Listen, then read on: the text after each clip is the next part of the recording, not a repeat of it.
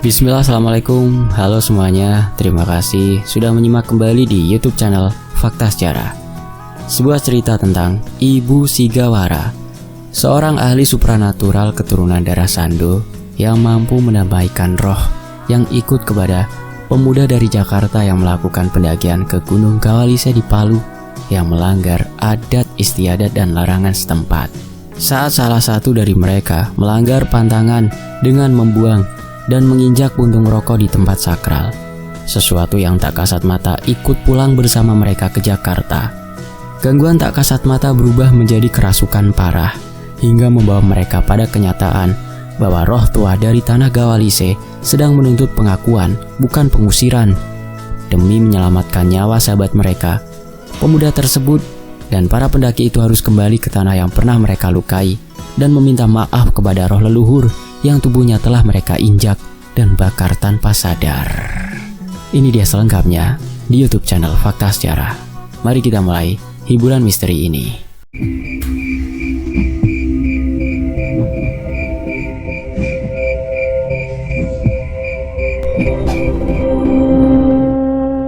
Langit di atas kota Palu berwarna biru pekat dengan garis awan tipis yang melayang seperti kapas terurai. Udara panas khas kota pesisir yang dilintasi garis khatulistiwa menyambut 5 pemuda dari Jakarta yang baru saja mendarat di Bandara Mutiara SIS Al-Jufri. Mereka tertawa, membawa ransel dan kamera vlog, bersemangat menantang alam baru. Aku masih gak nyangka kita beneran ke Sulawesi, bro, ujar Andre menjentikan botol air mineral ke kepala Faisal sambil tertawa. Aku juga, sahut Damar yang tampak paling dewasa di antara mereka. Tapi jaga sikap, kita nggak di Jakarta. Galih, si cerewet yang hobi nge-vape dan paling sering bercanda soal hal mistis, malah sudah duduk di atas troli koper, memainkan gimbal kamera. Rizal diam saja, memperhatikan sekeliling, agak gelisah. Entah kenapa, mungkin karena baru pertama kali menjajakan kaki di sini.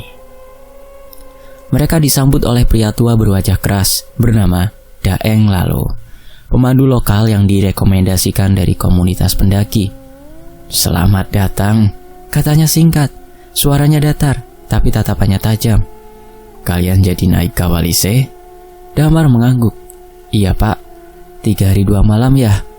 Daeng Lalo hanya mengangguk, lalu berjalan lebih dulu menuju mobil bak terbuka yang akan membawa mereka ke kaki Gunung Kawalise. Yang benar Kawalise apa Kawalise, teman-teman? Koreksi ya kalau salah, maaf. Sesaat setelah berada di atas mobil pick up, Andre, Galih, dan Damar terpingkal-pingkal sambil memegangi perut. Kita jadi kayak kambing peliharaan bokapnya Rizal. Orang Jakarta nyampe sini naik pick up. Lanjut Galih. Hanya Rizal yang tidak tertawa, mengambil posisi duduk di mobil pickup yang siap membawa mereka pergi. Kamera vlog terus mengabadikan momen itu. Terdengar tawa juga, candaan yang mengocok perut sepanjang perjalanan. Pemuda Jakarta itu sudah merencanakan pendakian ini jauh hari, rela menyisihkan uang kuliah. Sore itu, kabut tipis mulai menuruni hutan cemara yang rapat. Jalanan menuju titik awal pendakian sempit dan berlumpur, menanjak lambat di antara tebing. Suara jangkrik dan burung liar saling bersahutan. Di pos pendakian kecil dari kayu, Daeng Lalo berhenti dan menoleh ke mereka yang sudah mulai bersiap dengan carrier dan tongkat trekking. Sebelum mulai, katanya, suaranya lebih berat dari sebelumnya. Ada yang perlu saya sampaikan. Selalu saya sampaikan di setiap pendaki yang datang. 5 pemuda Jakarta itu menoleh, mendengarkan setengah hati. Bahkan Andre memancungkan bibirnya. Gunung Kawalise bukan cuma tanah dan pohon. Ini rumah bagi yang lebih tua dari manusia. Hormati tempat ini. Dengan begitu, kalian menghormati leluhur tanah kami. Lanjut Daeng Lalo. Andre tersenyum kecil. Maksudnya Jin. Daeng Lalo menatap Andre lama. Kalau kau menyebutnya begitu, ya silahkan. Kemudian Daeng lalu mengangkat telunjuk. Jangan buang sampah sembarangan, jangan bersiul. Dan yang paling penting, ia menatap Galih dan Rizal. Jangan lempar puntung rokok, apalagi injak tanah dengan amarah. Di sini, tanah itu tubuh. Tubuh? Rizal menyipitkan mata sambil menyedot kuat-kuat rokoknya. Tubuh siapa? Galih tergelak, lalu buru-buru meralat. Sesaat setelah dipelototi oleh Damar. Iya pak, kami ngerti. Kami akan sopan kok. Damar menepuk bahu Galih, menegurnya dengan lirih. Udah, dengerin aja. Ini yang ngomong pemandu loh. Daeng lalu sampai menggeleng-geleng. Itu yang perlu saya sampaikan. Dan selebihnya terserah, ucapnya sambil mengamati satu persatu wajah pemuda kota metropolitan itu. Setelah itu mereka mulai berjalan mendaki, meninggalkan pos kayu yang perlahan menghilang di telan kabut. Menjelang maghrib, mereka berhenti di dataran lapang kecil dengan batu besar di tengahnya. Tempat yang selama ini hanya bisa dilihat dari foto pendaki yang di-share di media sosial, dan tempat itu dijadikan camp pertama. Andre mulai membangun tenda, Rizal menyalakan kompor portable, dan Galih duduk di atas batu itu sambil menghisap rokok. Bro, angin di sini aneh ya, bau daun terbakar. Tapi kagak ada yang bakar-bakar apa-apa. Galih menyipitkan mata sambil memainkan korek gasnya. Sekali, dua kali, lalu puntungnya ia lempar begitu saja ke semak. Seru Damar. Tadi Pak Lalu bilang, jangan buang puntung sembarangan. Kamu tuh lupa apa nantangin sih? Geramnya. Iya, gua injak nih biar padam, saut Andre. Lalu menginjak puntung itu keras-keras ke tanah berlumut. Bahkan menggesek-gesekkan sepatunya dengan geram. Tuh, puas, katanya. Lalu tertawa-tawa melihat kekesalan Damar. Tak ada yang sadar. Angin berhenti sesaat. Daun-daun di atas kepala tak bergerak, sunyi, seperti nafas hutan tertahan. Galih tertawa kecil. Aman guys, jinnya lagi pada tidur kayaknya. Tak jauh dari tempat mereka melempar puntung, sebuah daun jati kering tergulung sendiri, seolah baru saja tertiup sesuatu yang tak terlihat, atau lebih mirip menahan sakit hingga meringkuk dan luput dari penglihatan 5 pemuda itu. Malam itu, mereka membuat konten vlog. Faisal merekam perkenalan lokasi. Ini bakalan viral, katanya. Kalau biasanya, para pendaki eksplorasi hanya gunung di daerah Jawa. Kali ini kami beda guys, luar Jawa. Dan mitos-mitosnya nggak kalah serem. Banyak larangan nyeleneh. Pokoknya recommended banget dah buat yang suka tantangan. Sementara Rizal masak mie dan kopi. Di belakang Andre menggali lubang kecil untuk buang sampah, masih sambil menggerutu soal larangan-larangan aneh tadi. Galih melambaikan tangan ke kamera. Yo gengs, malam pertama kita di Gunung Gawalise. Ini tempat terkenal di Palu, tapi juga terkenal serem. Katanya pernah ada pendaki yang hilang loh. Tersesat. Tapi kita nggak takut. Ya nggak bro? Enggak, saut Andre dan Rizal yang disorot kamera. Sementara Faisal menatap ke arah hutan gelap. Matanya menyipit. Bisiknya sambil menyentuh ujung pundak Damar. Kamu lihat itu nggak? Damar menoleh. Lihat apaan? Di balik pohon besar itu, kayak ada yang duduk. Perempuan tua, kata Faisal dengan suara yang nyaris berbisik, tapi bisa didengar oleh lainnya. Semua menoleh, tapi kosong. Galih tertawa. Kena lo, tadi ngeledek jin sih, rasain. Jangan bercanda lu, please ini bukan Jakarta, kata Damar. Faisal menggeleng. Serius, dia duduk sambil nunduk, pakai kain lusuh, kayak nenek-nenek. Semua terdiam sejenak. Tapi Damar buru-buru mengalihkan perhatian. Udah, kita tidur aja. Besok lanjut trekking. Nggak usah mancing-mancing yang aneh. Sekarang zaman udah modern kan, jinnya udah pada tiktokan, ya enggak? Katanya disambut tawa, tetapi tidak dengan Faisal. Keesokan paginya, mereka melanjutkan perjalanan ke puncak. Tidak ada kejadian berarti, kecuali Faisal yang beberapa kali menoleh ke belakang, seolah ada yang mengikuti. Saat ia berhenti, sosok itu seperti menyelinap di antara rimbun pepohonan. Sementara Daeng Lalo tetap tenang menghadapi kekonyolan pemuda metropolitan itu. Lebih banyak diam, meski gangguan-gangguan sudah bisa dirasakannya. Saat pada akhirnya pemuda Jakarta pamit turun sore itu, Daeng Lalo hanya berkata, "Kalian gak bawa apa-apa dari sini kan?" Mata Daeng Lalo memperhatikan satu persatu, seperti menelanjangi. "Enggak pak," jawab Damar. "Cuma kenangan dan foto." "Kalian ada ngambil sesuatu enggak?" tanyanya pada Galih, yang langsung menjawab, "Enggak." "Mana berani Mar?" lalu mengulurkan tangan. Daeng Lalo mengangguk pelan, tapi ia tak menjabat tangan mereka. Ia hanya membungkuk sedikit. "Kalau ada yang ikut, itu bukan salah saya." Kata-kata itu menggantung di udara, tertiup angin panas Palu yang kembali menyengat. Mereka semua tertawa saat kembali harus naik mobil pickup milik Daeng Lalo meninggalkan kaki gunung. Mereka diantarkan ke bandara. 2 hari setelah tiba kembali di Jakarta, suasana di rumah Galih berubah. Awalnya biasa saja. Galih sempat mengunggah vlog teaser dari perjalanan Gawalise ke Instagramnya. Beberapa DM masuk. Mayoritas kagum melihat keindahan alam Palu yang masih asri. Tapi malam itu, tepat pukul 2.17 dini hari, ibunya berteriak dari kamar. Setelah mendengar suara aneh, "Galih, Galih, bangun!" "Astagfirullah pak, bapak, anakku pak." Ibunya menghentak-hentakan tubuh Galih. Ayahnya menyusul masuk. Galih sudah terbaring kaku di tempat tidur. Kedua matanya terbuka, lebar, tapi memutih, tanpa reaksi.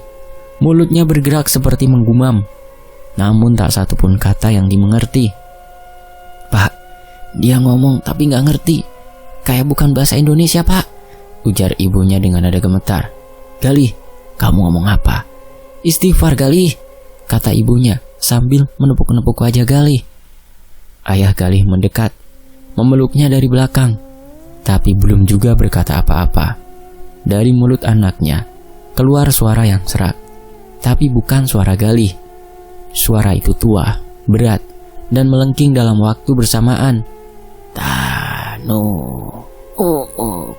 kafa, maku, ainin tumpu." Bahasanya asing di telinga orang Jakarta, seperti gumaman purba, tapi itu bahasa daerah. Malam itu juga, bapak dan ibunya mengambil keputusan cepat, membawa Galih ke rumah seorang ustadz yang biasa menangani kesurupan. Tapi, bahkan sebelum ayat-ayat ruqyah dibacakan, Galih tertawa kecil, pelan, menyeramkan. Tubuhnya bangkit sendiri dari duduknya, seperti ditarik oleh sesuatu dari belakang. Ustadz menatapnya tajam. "Siapa kau?" tanyanya tegas. Suara perempuan tua itu menjawab dari mulut Galih. "Kau tak mengenalku, tapi aku sudah lama di sini, di tanah yang diinjak-injak mereka. Mereka yang menyalakan api, lalu menancapkan jejak ke punggungku, Ustadz. Jangan ikut campur, aku tidak punya urusan denganmu." Ustadz mundur. Ibunya menangis. "Apa maksudnya? Ya Allah, itu anak saya. Tolong keluar dari tubuh anak saya." Galih mengangkat kepalanya perlahan. Bola matanya kini kembali, tapi ia terlihat seperti tidak mengenali siapapun. Ia menoleh pada ibunya. "Aku dingin," katanya lemah. Tapi di dalam kepala aku dengar dia terus bicara. Ustadz itu geleng kepala, matanya menatap membaca tubuh apa yang ada di dalamnya. Ini bukan gangguan biasa, bukan jin gentayangan. Ini jin tanah, sosok tua, leluhur, dan bukan Islam. Kemudian Ustadz menunduk. Saya tidak mampu. Ini bukan ranah saya. Maaf. Ibunya Galih menangis. Ya Allah, kamu si Galih. Udah gak dapat izin tetap aja mendaki ke sana. Sesalnya, sang suami menenangkan. Udah bu, namanya hobi anak. Tak ada kesembuhan, Galih dibawa pulang. 2 hari kemudian, teman-teman Galih berkumpul. Dalma, Rizal, dan Andre duduk di kafe kecil di Tebet. Tak percaya apa yang sedang terjadi. Lu serius, Mar? Galih kerasukan? Tanya Andre, membuka laptop dan memutar ulang video dari gunung. Gua lihat sendiri, Andre. Dia ngomong kayak orang dari Palu. Padahal Galih kagak pernah belajar bahasa sono. Jawab Damar. Rizal memegang dagunya. Waktu itu, ingat gak pas lu injek puntung rokok yang dilempar Galih? Andre mengangguk pelan. Kayaknya pas itu juga angin berhenti. Kagak ada suara burung hutan tuh, kayak nahan nafas. Jujur gua ngerasain waktu itu, cuma diem aja. Damar membalas. Dan malamnya, Faisal bilang, dia lihat nenek duduk di batu. Andre meneguk kopinya cepat.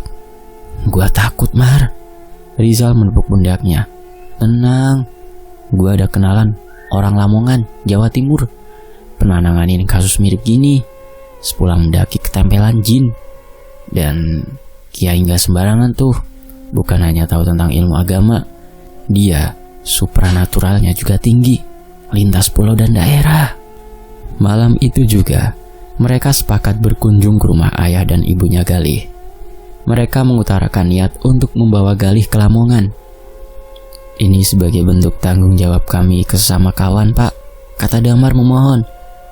Ayahnya Galih menenangkan istrinya yang sedari tadi menangis. Karena memang niat kalian tulus, aku izinkan, katanya, meskipun berat.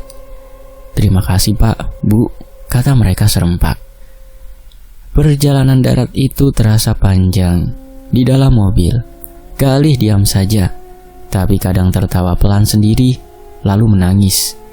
Seolah 2 kepribadian bertabrakan dalam tubuhnya. Perjalanan itu terasa begitu menegangkan. Tidak ada lagi candaan konyol yang terlontar. Apalagi saat mobil sudah memasuki tempat yang dituju. Saat mereka sampai di rumah kayu Kiai Ma'ruf, suasana seperti berubah. Rumah itu dikelilingi kebun tebu dan bau kemenyan terasa sejak gerbang depan. Mobil berhenti, satu persatu keluar. Tinggallah Galih di dalam mobil. Kiai Ma'ruf keluar, berjubah putih, berumur sekitar 60 tahun. Beliau tidak langsung menyapa mereka, tapi malah menatap Galih lama, seolah melihat langsung isi tubuhnya. Turunkan dia, baringkan di balai bambu itu, tunjuknya. Sekatan mereka menuntun Galih keluar dari dalam mobil. Lu harus nurut, bisik Rizal. Galih tidak menjawab. Wajahnya tertunduk, seperti ada yang menguasai dirinya. Saat dibaringkan, Galih menjerit tiba-tiba. Suara jeritanya pecah, seperti dicampur suara perempuan lain, lebih tua, lebih kering. Kau yang injak, kau yang bakar tubuhku. Andre mundur, gemetar. Dia ngomong ke gua yang injak puntung itu. Ia berusaha bersembunyi di balik bangku yang ada di ruangan. Ia takut diserang. Cekatan, Kiai Ma'ruf menaburkan garam kasar dan 7 helai daun kelor ke tubuh Galih. Galih menggeliat, lalu tubuhnya membeku, matanya melotot. Kemudian bicara, tapi bukan suaranya. Aku tak mau keluar. Ia sudah membakar tubuhku. Apa maaf cukup dengan doa, Kiai? Coba pakai nuranimu. Kiai Ma'ruf menunduk. Ia tidak berniat memaksa. Lalu apa maumu? Galih menatap. Kali ini matanya penuh permohonan ke Kiai, lalu melotot ke Andre. Kembalikan aku ke tanahku. Tempat tubuhku kau tancapkan bara dan jejak ke Gunung Kawalise. Semua terdiam. Suara jangkrik di luar seperti hilang. Hanya sisa desir kipas angin yang berputar lambat. Kyai Ma'ruf menatap Damar. Dia minta dibawa pulang. Kalian sanggup? Damar mengangguk. Kalau itu satu-satunya jalan, kami akan bawa dia kembali, Kyai. Kyai mengangguk. Baik, tapi ingat, sesampainya di sana, kalian butuh seseorang yang bisa bicara dengan arwah tanah. Bukan sembarang dukun, bukan ustadz. Cari balian perempuan Sandu. Apa itu Sandu? Tanya Rizal. Dia bukan penyihir, tapi perantara jiwa dengan tanah.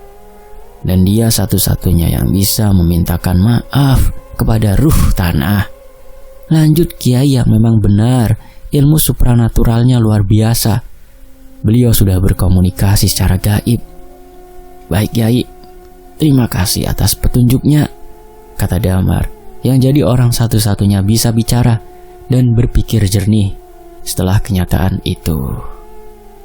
Kita harus tanggung jawab, kata Damar saat sudah berada di dalam mobil dan melanjutkan perjalanan.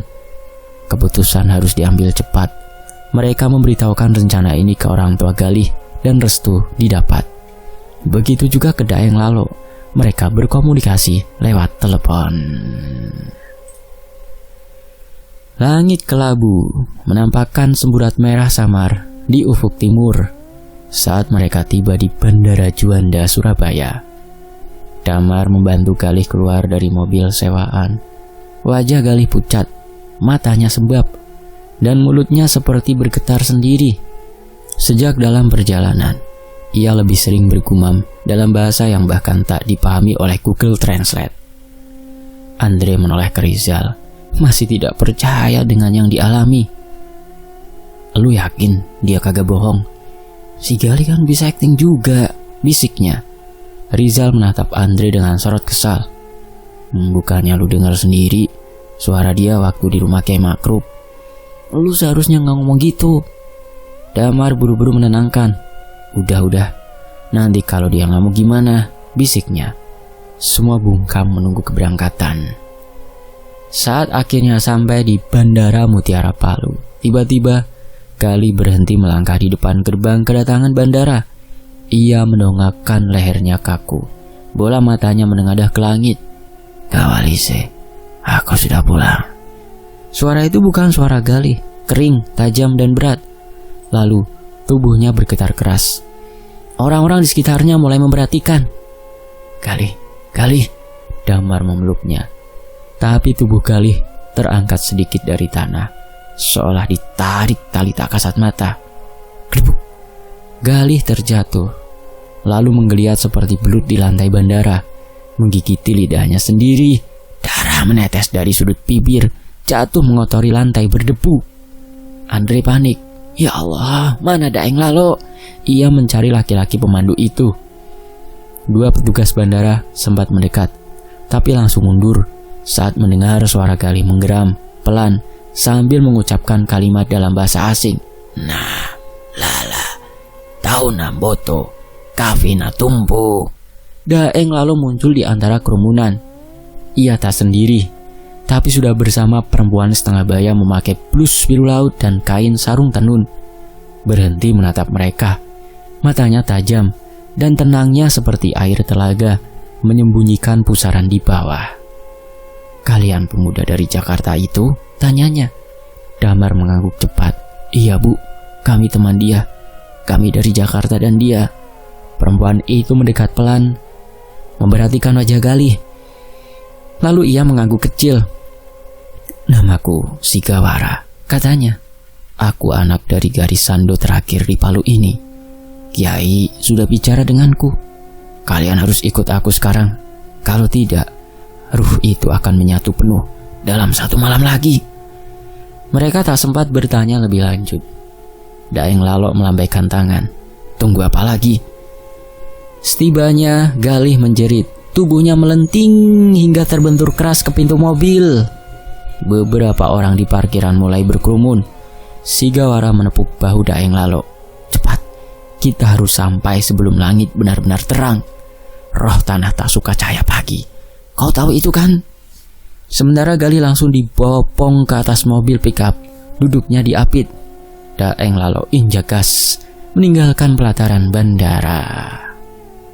Perjalanan menuju rumah Sigawara melewati jalan kecil yang sempit, dikelilingi semak dan kebun kelapa yang menggigil ditiup angin pantai. Rumah itu berdiri sendiri dari kayu hitam tua, dengan 2 pohon pinang tinggi di sisi gerbangnya. Ada aroma daun sirih, kelapa bakar, dan sesuatu yang getir, seperti kapur sirih yang direndam air hujan. Mobil pickup berhenti. Sigawara dan Daeng Lalok muncul. Naikkan dia ke loteng rumah. Letakkan tubuhnya di atas tikar pandan, tapi jangan ada yang menyentuh dahinya. Mereka patuh, memapah Galih turun. Sigawara mulai menyiapkan sesaji. Telur ayam kampung, sirih 10 lembar, air kelapa muda. Lalu ia membuka bungkusan kain tua, seikat bulu burung maleo yang sudah menguning. Ini bulu leluhur. Dia akan tahu kita tidak datang untuk berkelahi. Tanda damai, katanya sebelum menaburkan bulu itu ke atas tubuh Galih yang mulai kejang-kejang. Andre memalingkan muka. Gue kagak tahan lihat kayak begini, sumpah. Damar menarik nafas. Kita harus tanggung jawab, Andre. Kita semua ada di sono waktu itu. Kita semua diam aja pas dia lempar puntung. Suara Galih berubah. Ia tertawa seperti anak kecil. Tapi di tengah tawa itu, mendadak ia memekik keras. Kaki kalian di punggungku, api kalian membakar leherku. Aku tidak minta kalian datang, tapi kalian datang dengan bara dan jejak. Rizal berseru. Bu Siga, dia makin keras, Bu. Sigawara tak menggubris. Ia mulai menari. Tubuhnya meliuk perlahan di atas lantai papan. Ia menepuk-nepuk pundaknya, lalu membaca mantra dengan irama seperti nyanyian bayi. Punitu putau putana, doku tongara, tapodon tompo, tona, tona. Tubuh Galih menggigil hebat. Dari hidungnya keluar lendir kekuningan. Lalu mulai batuk keras dan muntah sesuatu. Segumpal abu kehitaman, kering, seperti sisa puntung yang terbakar setengah. Itu abu dari rokok itu. Bisik Andre pucat pasi, tak percaya. Sigawara mengangguk pelan. Ia membawa bekas luka ke dalam tubuh ini, dan luka itu tidak sembuh oleh doa, tapi oleh pengakuan dan permintaan maaf. Damar melangkah maju, lututnya gemetar. Ia duduk di depan tubuh Galih, menunduk menatap lantai. Saya minta maaf untuk semua, untuk puntung itu, untuk jejak kaki kami, untuk tertawaan kami. Kami tidak tahu, kami benar-benar khilaf. Galih berhenti menggeliat. Ia menangis, tapi kali ini dengan suara Galih sendiri. Tangisnya pelan, lirih, seperti anak kecil ketakutan yang baru bangun dari mimpi buruk. Aku lihat dia, Mar, katanya, suaranya parau. Dia duduk di batu, bajunya bolong, tangannya gosong, tapi dia gak marah. Dia cuma duduk dan bilang, bawa aku pulang. Sigawara menaburkan air kelapa ke tubuh Galih. Rohnya sudah pergi, tapi tidak ke hutan. Ia tidak kembali ke pohon. Ia tidak masuk tanah. Ia memilih duduk, menunggu kalian di bandara. Malam di rumah Sigawara terasa panjang, seolah waktu menolak bergerak. Angin pesisir yang biasanya membawa bau garam, kini menghembuskan aroma kayu terbakar dan bunga kering. Di atas tikar pandan, tubuh Galih terbaring dengan nafas berat. Tapi untuk pertama kalinya dalam seminggu, wajahnya tampak seperti miliknya sendiri. Damar duduk bersila di sudut ruangan, memeluk lutut. Andre mondar-mandir, menahan panik. Rizal mengatur nafas, tangannya gemetar. Daeng Lalok lebih banyak diam. Jadi, dia belum benar-benar pergi? Tanya Rizal akhirnya. Sigawara mengangguk. Dia keluar dari tubuh, tapi tidak dari dunia kalian. Ruh itu masih menunggu. Andre menyela. Katanya dia mau pulang. Tadi Gali bilang begitu. Ya, kata Sigawara. Tapi ia belum tahu kemana harus kembali. Karena ia mati, bukan di rumahnya. Ia terbakar dan diinjak di tempat yang bahkan tak menganggap keberadaannya. Damar menarik nafas panjang. Kami harus bawa dia kembali ke tempat kita camping? Tidak, jawab Sigawara sambil menaburkan segenggam abu dari tempurung kelapa ke atas mangkuk sesaji. Bukan kalian yang kembali, dia yang harus diantar secara spiritual. Gali tiba-tiba bangun, matanya terbuka, tubuhnya kaku. Semua spontan mundur, tapi kali ini tak ada jeritan, tak ada suara asing, hanya Gali. Aku bisa dengar dia, bisiknya lirih. Dia duduk di depan rumah ini sekarang. Dia bilang dia nggak mau jadi jin. Dia nggak pernah minta tinggal di tubuh orang. Dia cuma sakit. Dia cuma pengen dimengerti. Air mata Gali mengalir. Andre dan Rizal saling pandang, diam. Sigawara mendekatkan telapak tangannya ke dahi Gali. Tak menyentuh, hanya membiarkan hawa mengalir. Lalu ia berkata pelan, jika kalian ingin ia pergi, maka bawa tubuh ini besok pagi ke batu tempat dia duduk yang di tengah perkemahan kalian. Siapkan sesaji, buka jalur untuk pulang. Buka jalur? Tanya Damar. Sigawara menatapnya. Ya, kalian harus datang ke sana, tidak sebagai pendaki, tapi sebagai anak tanah. Letakkan sirih, telur dan tanah dari tempat ini di atas batu. Biarkan ruh itu mengenali jalan pulangnya. Ketiganya langsung berlutut di depan Daeng Lalok. Tolong antar kami, Pak. Daeng Lalok menepuk pundak mereka bergantian. Ya. Pagi berikutnya, mereka berangkat ke kaki Gunung Gawalise lagi. Kali ini tanpa kamera, tanpa candaan di atas mobil pickup. Sigawara duduk di bangku depan. Daeng Lalok fokus mengemudi. Setibanya, tatapan mereka tertuju pada satu tubuh yang telah lelah menanggung. Dan satu keyakinan bahwa mereka harus menuntaskan semuanya. Di batu besar tempat mereka dulu bercanda dan membakar jagung, angin bertiup pelan, kabut menggantung rendah, seperti selimut ruh yang belum selesai menyelimuti luka. Sigawara membuka tikar kecil, menyusun sesaji. 3 butir telur ayam kampung, sepasang sirih dan pinang, secuil arang, dan segenggam tanah dari kebunnya sendiri. Gali duduk perlahan di atas tikar pandan, matanya sembab, tapi tenang. Bu Sigah, katanya, kalau aku bicara, dia dengar. Dengar, tapi jangan panggil. Bicaralah seperti ke orang tua yang sudah wafat. Gali mengangguk. Ia menunduk. Tangannya gemetar tertanggup di dada. Saya minta maaf. Saya tidak lihat kalau ibu duduk di sini waktu itu. Saya tidak tahu. Saya cuma orang kota yang pikir ini cuma tempat camping. Tapi ternyata tempat ini rumah ibu. Saya minta maaf ya Bu, karena saya buang puntung itu, karena saya injak, karena saya nggak hormat. Suara Gali pecah. Saya bukan datang buat menyakiti Bu. Saya cuma pengen kabur dari hidup yang bising, Bu. Angin berhenti. Semua hening. Lalu, daun-daun cemara di sekitar mereka bergetar. Tidak keras, tapi jelas. Damar, Andre, Rizal, dan Sigawara sama-sama menoleh ke arah barat dan melihat bayangan perempuan tua duduk di batu besar. Kainnya compang-camping, tangannya gosong, rambutnya panjang.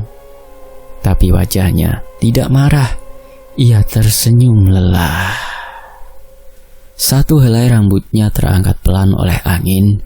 Lalu ia berdiri, berbalik, dan melangkah ke hutan. Gali tersentak kecil, matanya berlinang. Tapi kali ini ia tidak menjerit. Sigawara membungkuk. Ia memungut abu terakhir dari arang puntung yang tersisa dan menguburkannya di bawah batu. Sekarang, katanya, Sekarang ia punya jalan pulang. Ritual selesai. Beberapa jam kemudian, mereka langsung diantar ke Bandara Mutiara SIS Al-Jufri Palu. Langit siang itu pucat keperakan, tak terlalu terang, tak juga gelap. Seperti awan pun belum yakin apakah hari ini harus cerah atau kelabu. Suasana bandara lengang, hanya sesekali terdengar derit troli koper dan panggilan boarding dari pengeras suara. Damar dan Rizal duduk berdampingan di kursi ruang tunggu. Masing-masing memegang kopi panas dari vending mesin. Di sisi lain, Andre berdiri bersandar di tiang dengan earphone menyumpal telinganya. Galih berdiri tak jauh dari kaca lebar yang menghadap ke landasan pacu. Di luar sana, pesawat yang akan mereka tumpangi bersiap. Namun pandangan Galih tidak tertuju ke pesawat itu, melainkan ke arah sebuah bangku kosong di pojok ruangan. Ia hanya berdiri diam, sesekali tersenyum sendiri. Damar mendekat. "Lu kenapa, Gal?" Galih menunjuk bangku kosong itu dengan dagunya. "Tadi dia di situ." "Siapa?" "Perempuan itu, sosok yang ikutin gua." Suara Galih tenang, tak ada ketakutan, tak ada kegelisahan, hanya penghormatan. Andre mencabut earphone-nya. "Dia muncul lagi." Galih mengangguk. "Tapi dia nggak masuk ke tubuh gua, dia cuma duduk dan lihat kami seperti terakhir kali sebelum kami turun dari gunung." Tiba-tiba terdengar suara dari pengeras bandara. "Penumpang tujuan Jakarta dengan penerbangan GA643 dipersilakan memasuki ruang boarding." Mereka berdiri, Damar menepuk bahu Galih. "Yuk, waktunya pulang." Namun sebelum melangkah, Galih menoleh sekali lagi ke bangku kosong itu. Ia mengangkat tangan dan melambai perlahan. "Kau mau ikut aku juga?" bisiknya. Tak ada jawaban, tapi angin pendingin ruangan tiba-tiba bertiup lebih dingin dari biasanya. Ujung jaketnya bergerak sedikit, seolah disentuh. Galih tersenyum, lalu berkata lirih, lebih kepada dirinya sendiri. Dia geleng kepala, dan seketika bangku kosong itu menjadi benar-benar kosong, tanpa jejak. Bahkan keheningan pun seakan mengikuti perempuan tua itu pergi. Perjalanan kembali ke Jakarta terasa lebih sunyi dibandingkan saat keberangkatan. Di dalam pesawat, tak banyak kata terucap, hanya sesekali Damar mengintip ke arah jendela, memastikan tak ada sesuatu yang ikut dari luar. Andre memecah keheningan. "Gue gak nyangka ya kita ke gunung buat healing, malah pulang bawa roh." Rizal menyahut pelan. "Karena kita pikir alam itu tempat liburan, bukan tempat tinggal bagi yang lebih dulu." Galih tertawa kecil. "Ibu itu bilang sesuatu waktu terakhir dia masuk kepala gua." "Apa?" tanya Damar. Galih memasang wajah datar. "Katanya kalian orang kota, cepat datang, cepat pergi. Tapi tanah menunggu kalian datang. Dan sekarang aku dengar dia rindu, bukan ke aku, tapi kalian." Semua terdiam. Tapi Galih tersenyum. "Tapi bohong." Sambil memegangi perut. Semuanya serempak menggetok kepalanya. "Canda lu kebangetan. Awas lu, acting lu ya, sial. Hampir pingsan gua," gerutu Andre. "Hati-hati mulutmu," lanjutnya. Beberapa minggu setelah kembali, Galih tak pernah lagi diganggu. Ia mulai menjalani hidup normal, dan sekarang lebih arif dan bijaksana. Ya, meski perubahannya kecil yang terlihat oleh teman-temannya, ia sekarang lebih tenang, lebih pelan kalau bicara. Dan setiap kali ia menginjak rumput atau tanah, ia selalu menunduk sejenak dan berkata pelan, "Permisi." Andre berhenti merokok. Ya, sejak kejadian itu, ia merasa puntung rokok bukan lagi sampah, tapi sesuatu yang bisa menimbulkan luka yang tidak terlihat, tapi membekas di tempat yang tak terjamah. Selesai. Demikianlah sebuah kisah yang ditulis oleh Jenar Moksa. Terima kasih untuk penulisnya, dan tentunya terima kasih buat teman-teman yang sudah menyimak di video kali ini di YouTube channel Fakta Sejarah. Mohon maaf kalau ada salah kata, salah ejaan, atau salah nyebut gitu ya. Mohon maaf. Sampai jumpa di kisah berikutnya, tetap di Fakta Sejarah. Alhamdulillah. Wassalamualaikum warahmatullahi wabarakatuh. Sampai jumpa.